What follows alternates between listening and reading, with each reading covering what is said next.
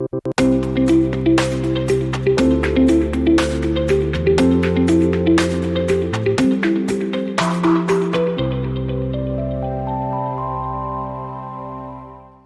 me, church.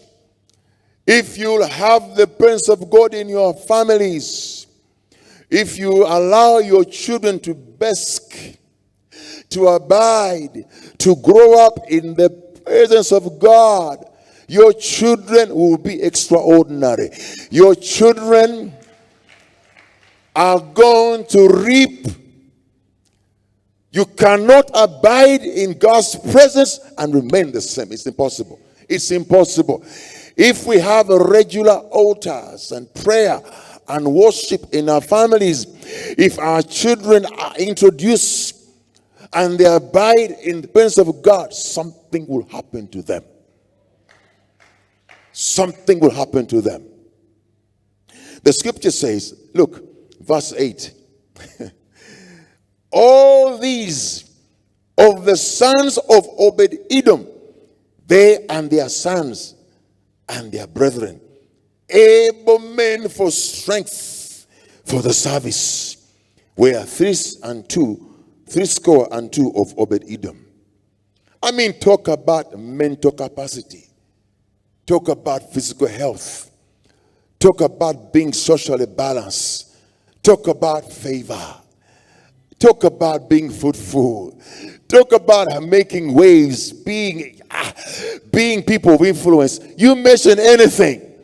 If our children can be allowed to grow up in a home where there is the presence of God, like sunlight, they bask and grow in it, they will never be ordinary people.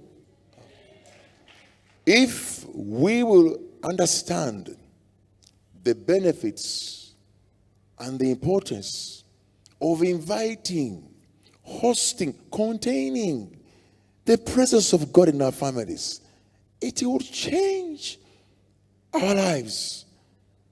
It affects everything we are.